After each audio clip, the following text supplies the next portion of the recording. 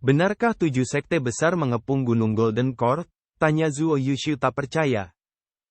Lu Zhou menghela napas dan berkata, kau sudah tinggal di lembah sepanjang tahun, jadi kau tidak tahu apa-apa tentang dunia luar. Mungkinkah, saat kau keluar, kau tidak bertanya pada siapapun? Ini. Dia benar-benar tidak menanyakannya. Kalau tidak, dia tidak akan terburu-buru ke sini untuk mencelanya.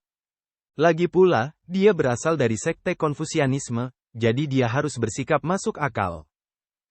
Jika Anda benar, Anda bisa pergi kemanapun di dunia. Jika tidak, Anda tidak bisa pergi kemanapun. Kata-kata Lu Zhou membuat Zuo Yushu terdiam. Jika Feng Qinghe adalah orang yang menyerang Gunung Golden Court, Paviliun Langit Jahatlah yang akan menuntut penjelasan, bukan Zuo Yushu. Murid-murid di belakangnya mengangguk setuju. Guru tetap yang terbaik. Kata-kata yang sama yang keluar dari mulut yang berbeda akan memiliki efek dan hasil yang sangat berbeda. Apakah kamu memperhatikan bahwa senior Zuo sama sekali tidak tampak mengesankan di hadapan guru? Ming Shiyin bertanya dengan hati-hati.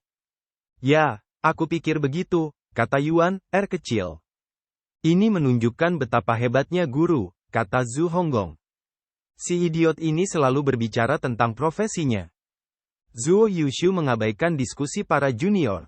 Ia berkata dengan bingung, aku ingat waktu kakak Ji hampir habis. Siapa sangka dia akan seanggun dulu? Bagaimana kakak Ji bisa mengusir musuh? Dalam keadaan normal, hampir mustahil untuk mengalahkan 7 sekte besar. Jelas bahwa Zuo Yushu skeptis dengan kata-kata Lu Zhou.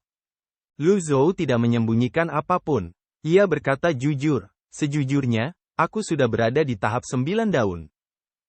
Mata keriput Zuo Yushu terbelalak saat ini. Kerutan di wajahnya mengendur, dan ekspresinya menjadi lebih berwarna. Kelopak matanya bahkan berkedut beberapa kali. Ekspresi wajahnya menunjukkan dengan jelas bahwa dia tidak mempercayainya. Mana mungkin aku percaya padamu?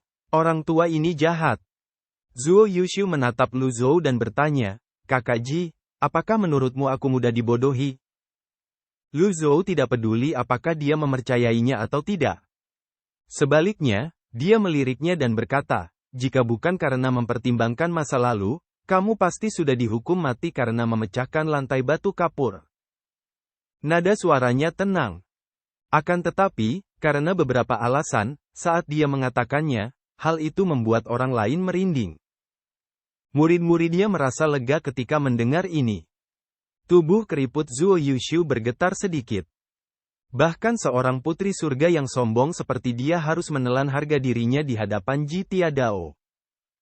Zuo Yushu membungkuk dan berkata, apakah Feng Qinghe benar-benar mati sia-sia? Pada saat ini, sosok seseorang muncul di dekatnya dan berkata dengan suara dingin, kau benar.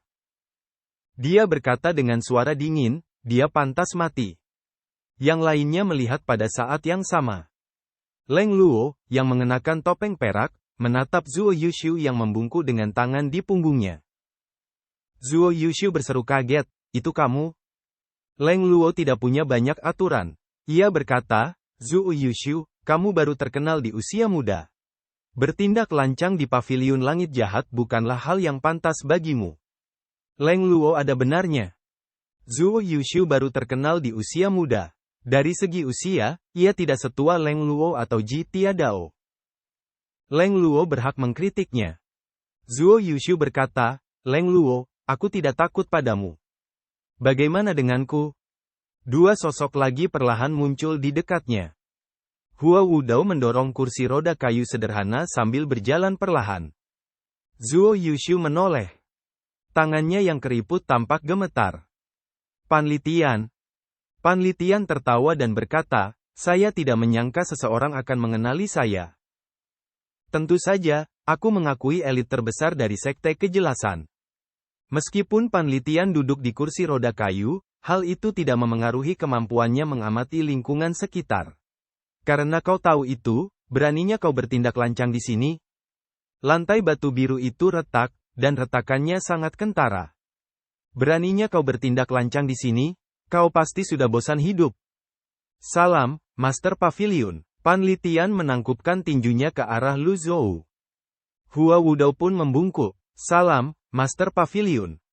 Meskipun Zuo Yushu tidak mengenal Hua Wudao, dia tahu bahwa lelaki tua itu juga bukan seorang elit kultivasi biasa. Pavilion Langit Jahat, punya begitu banyak elit? Zhu Honggong tertawa dan berkata, semua orang tua menghormatiku. Ming Shiyin tidak bisa berkata-kata. Si idiot ini pandai menyanjung dan juga merayu kematian. Aku harus menjauhinya, ini penyakit, dan mungkin menular. Zhu Honggong menyadari bahwa ia telah mengatakan hal yang salah. Apakah ia baru saja menghina gurunya juga? Ia buru-buru menamparkan dirinya sendiri dan berkata, saya telah melakukan kesalahan, guru. Zuo Yushu sedikit mengernyit. Dia semakin bingung, bagaimana mungkin beberapa pemuda biasa-biasa saja ini bisa menjadi murid Ji Tiadao. Mereka terlalu lemah. Seorang murid perempuan berjalan perlahan dari kejauhan. Ia membungkuk kepada Lu Zhou dan berkata, Master Pavilion, kereta terbang sudah siap. Guru, Anda mau pergi kemana? Tanya Ming Shiyin bingung. Zuo Yushu, Lu Zhou memandangnya. Zuo Yushu bingung, ada apa, Saudara Ji? Karena kamu di sini, ayo pergi bersama. Lu Zhou berbalik dan pergi. Zuo Yushu bingung, dia tidak tahu kemana dia pergi. Akan tetapi, dia tidak berkutat pada hal itu dan mengikutinya. Ming Shiyin berkata, Pak Tua ke-8, bawa Pak Tua ke-7 kembali ke gua refleksi. Hah? Apa yang kau bicarakan? Ini tidak ada hubungannya denganmu. Kau mau ikut denganku? Bermimpilah. Si Wuya awalnya tidak tertarik.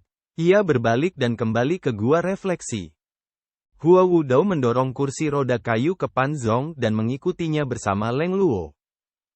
Pan Litian masih perlu memulihkan diri jadi dia tidak perlu pergi. Setelah mereka menaiki kereta terbang, Ming Shiyin mengajukan diri.